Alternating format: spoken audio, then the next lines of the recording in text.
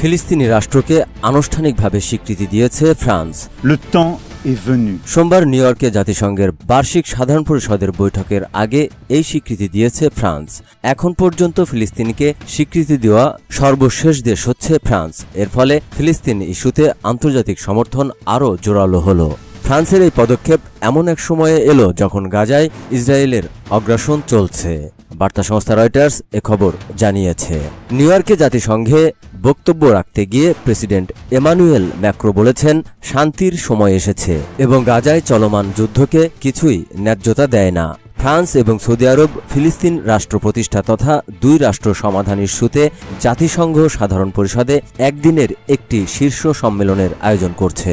এছাড়া ফিলিস্তিনি রাষ্ট্রকে স্বীকৃতি দেওয়ার কথা রয়েছে বেলজিয়াম, লুক্সেমবার্গ, মাল্টা, আন্দোরা এবং সান মারিনোর।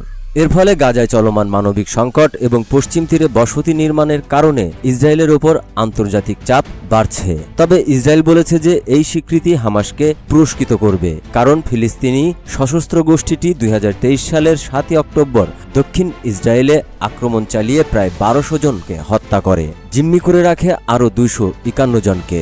অপরদিকে সৌদি আরবের পররাষ্ট্রমন্ত্রী ফয়সাল বিন ফারহান আল সৌদ জাতিসংঘে ক্রাউন প্রিন্স মোহাম্মদ বিন সালমানের পক্ষ থেকে বক্তব্য রেখেছেন। তিনি পুনরায় উল্লেখ করেছেন যে দুই রাষ্ট্র সমাধানই এই অঞ্চলে স্থায়ী শান্তি অর্জনের একমাত্র উপায়।